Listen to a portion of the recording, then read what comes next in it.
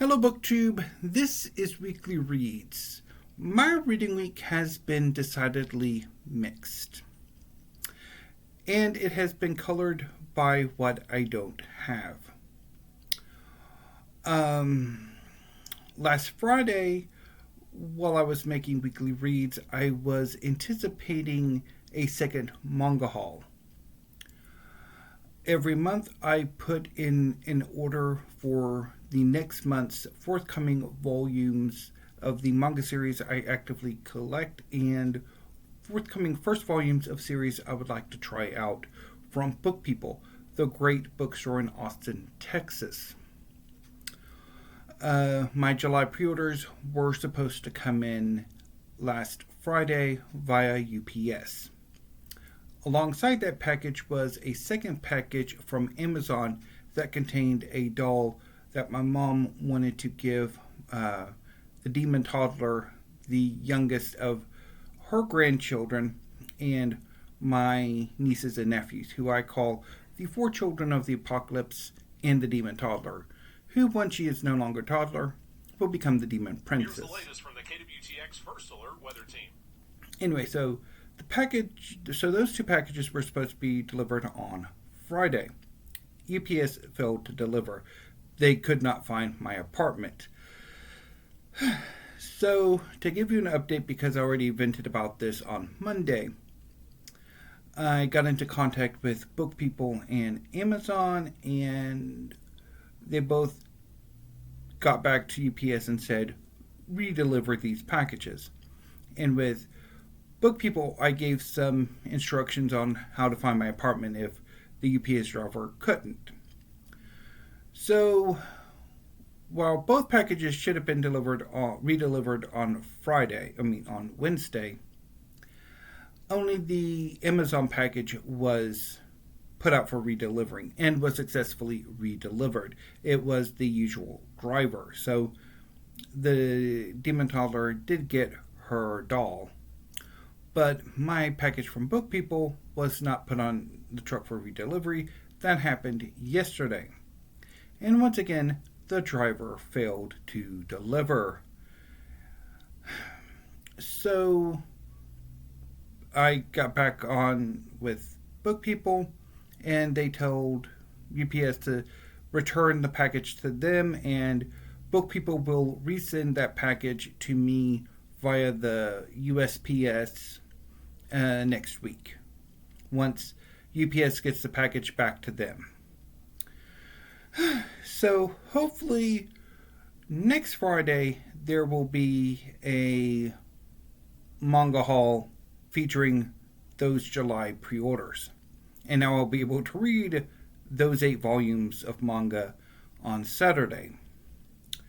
But since I don't have those volumes today, that's going to color my reading week this weekend and over the course of the work week, which I will get to at the end. Also, I have still not quite figured out what I want to do with trying to give my library more space for history. Although I don't think I'm going to be moving my manga collection into here, because I don't think that's going to work. I have way too many volumes of manga, and it's not going to work out. So I need to think a bit more about that. And I will update you when there's something to report. So, on to the bookish stuff, to my reading. So my reading week this week has been bookended by volumes of One Piece by Eiichiro Oda. On Friday, I read volumes 37, 38, and 39. And yesterday, I read volumes 40, 41, and 42. All volumes part of the Water 7 saga.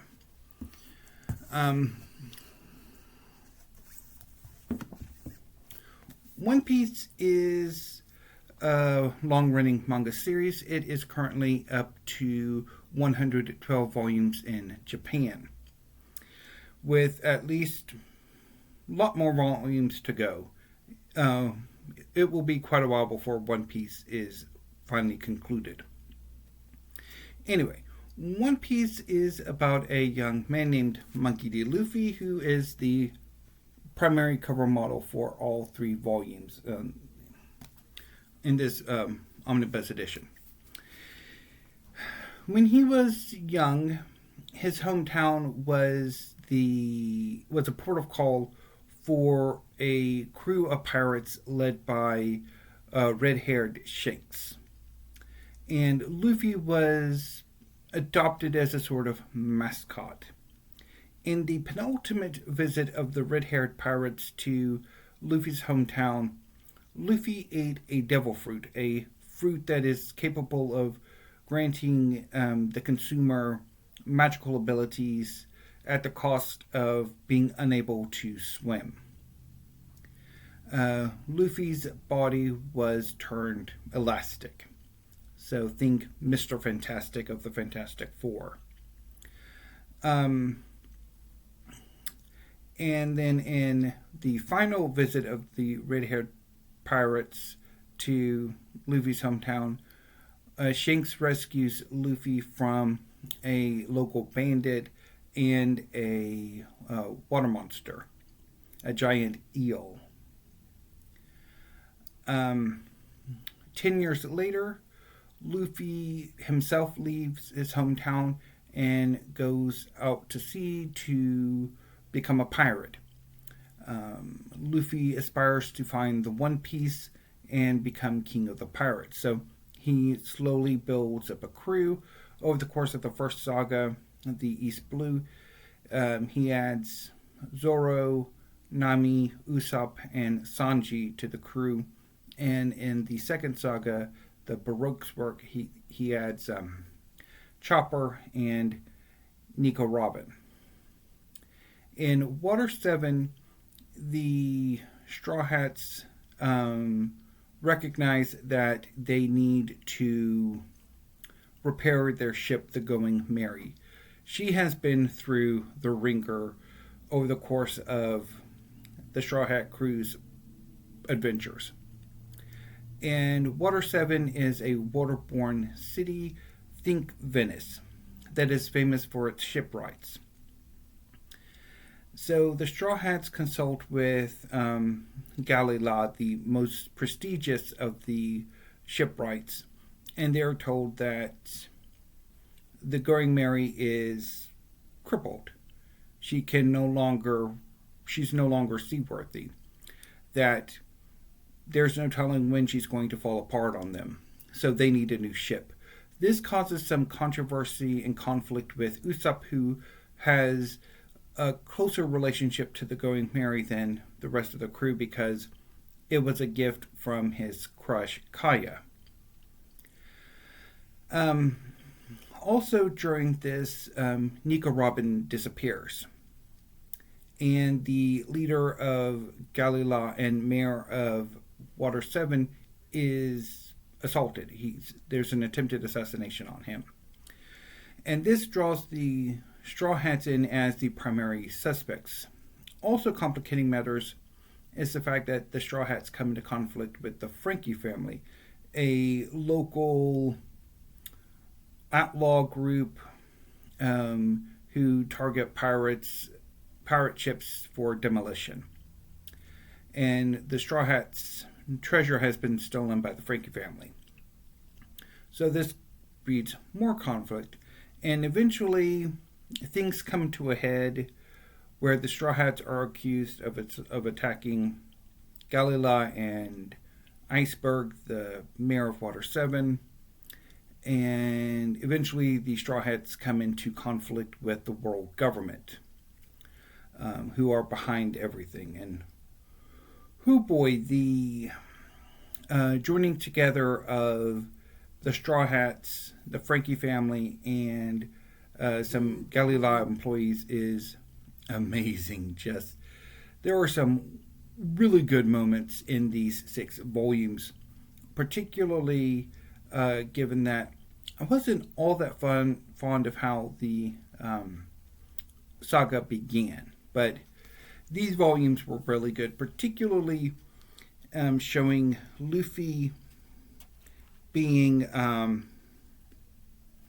sort of coming into his own as a pirate captain. So some parts of these 6 volumes are flashbacks. First to Iceberg and Frankie, who's the leader of the Frankie family.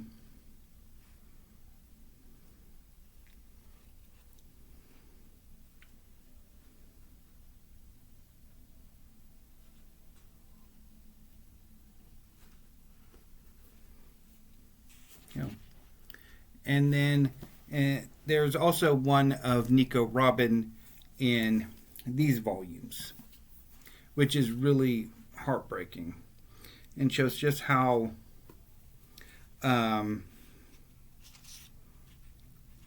crappy the world government is. So there is one thing I do want to show.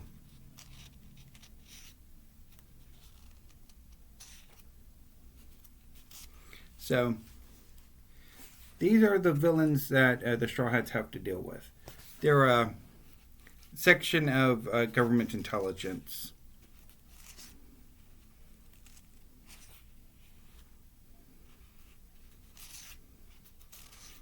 And here are the Straw Hats. And there is one absolutely amazing scene. Oh yeah, that's that I want to show.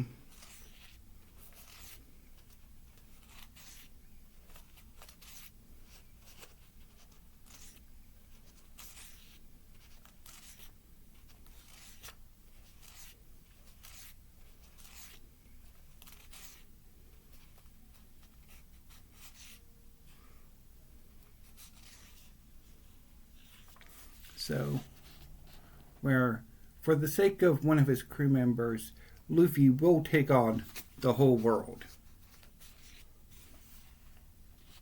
And oh boy, that scene was amazing. So I really enjoyed these 6 volumes.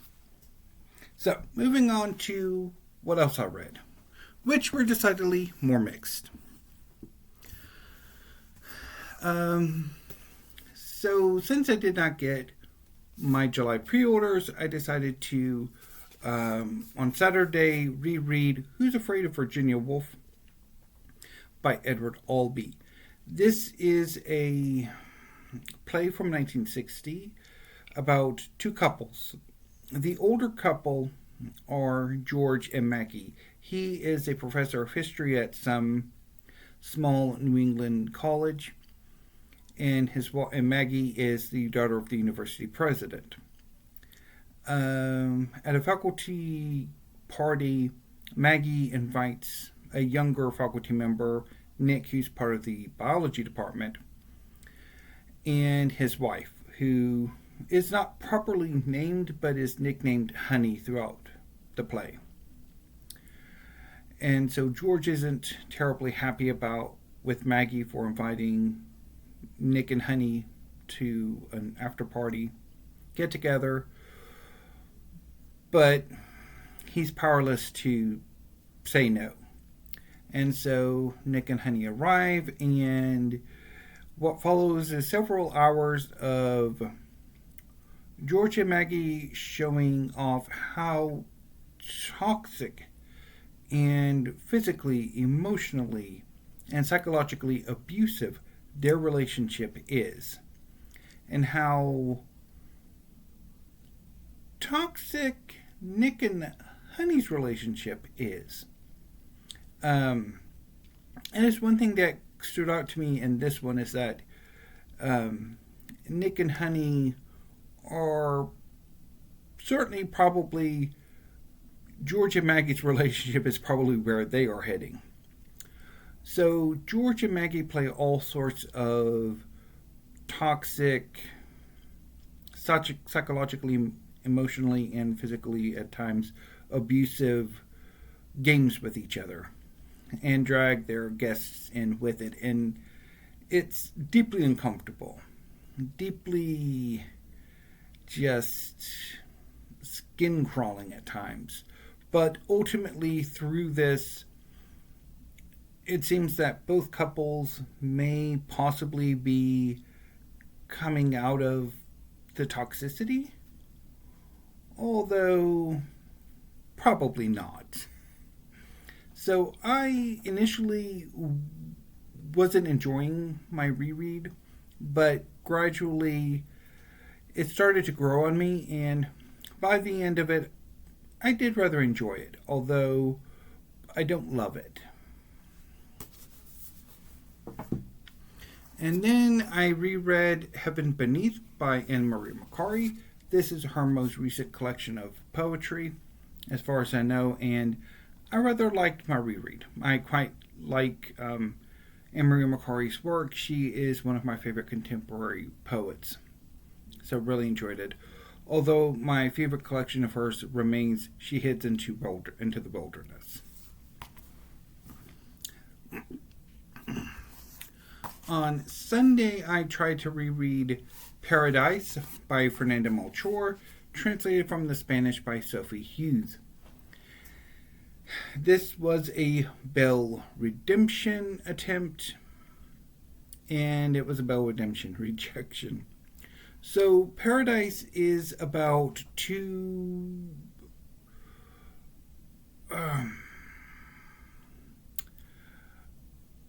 kids, two young men who are on a downward spiral.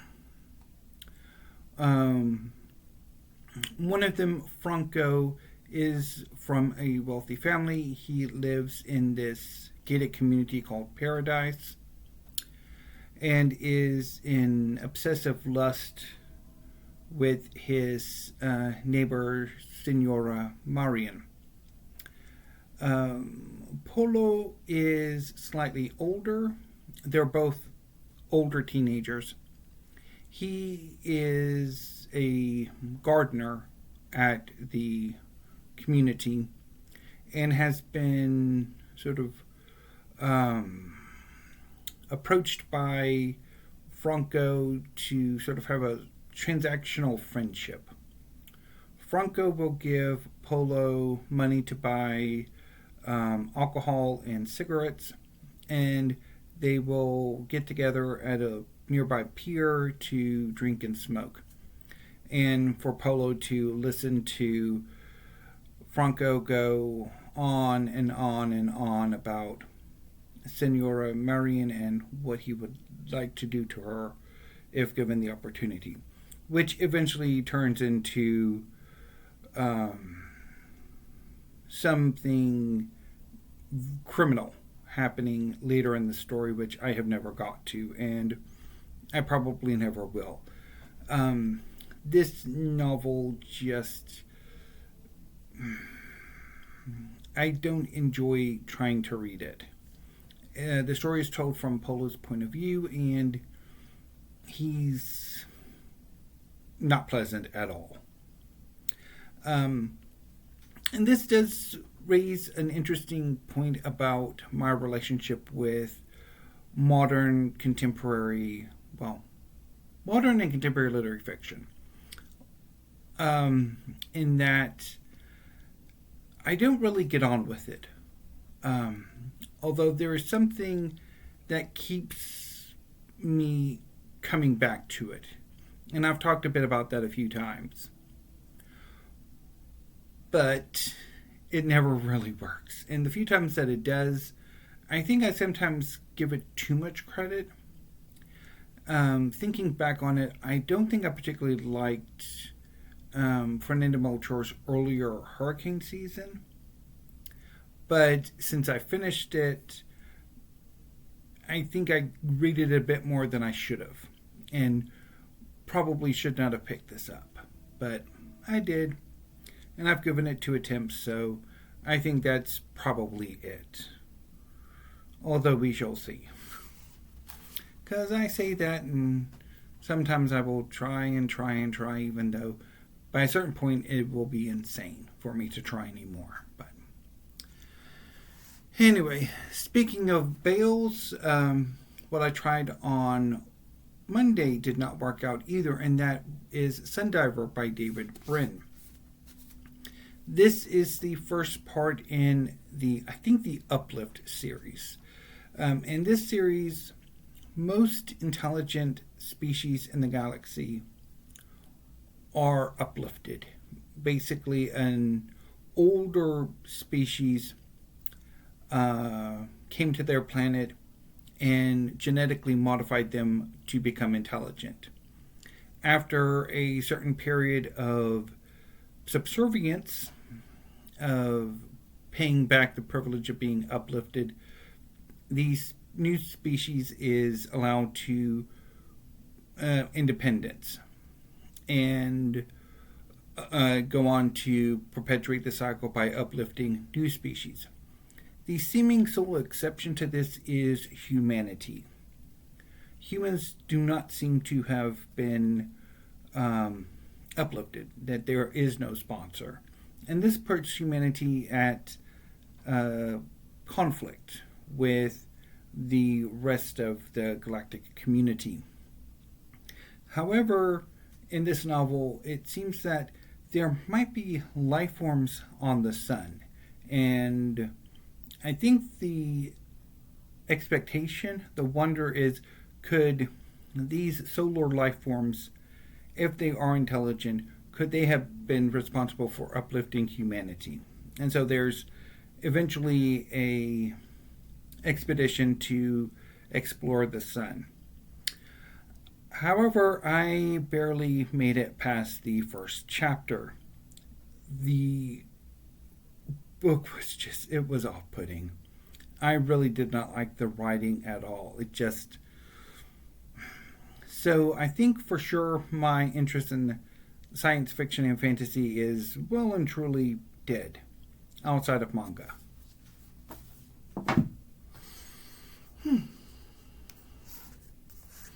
Now, more successful was my reread of View with a Grain of Sand by Wislawa Szymborska, translated from the Polish by Stanislaw Baranczak and Clare Cavanagh.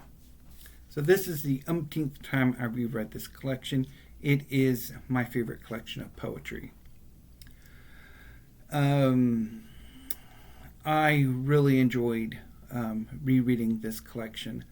I had intended to read this over Tuesday and Wednesday, but I read it all on Tuesday. I just could not get enough of it, and I really enjoyed it. Wislawa Szymborska is a great poet. Then, on Wednesday, I decided to give a bail redemption attempt to Etudes by Friederike Mayrocker, translated from the German by Donna Stonecipher. This is a collection of prose poetry written in the early 2010s. I didn't like it when I first tried it. I didn't like it on this reread. It just didn't appeal to me at all. So, another bail redemption rejection. So, on to what I will be reading today and over the course of the next reading week. My hope was if my July pre-orders had come in, I would have finished off the Water 7 saga from One Piece. But since it didn't, I have some options.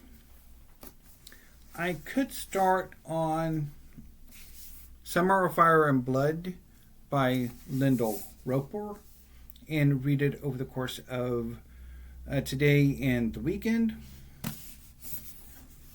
Or I could get a start on The Sluts by Dennis Cooper.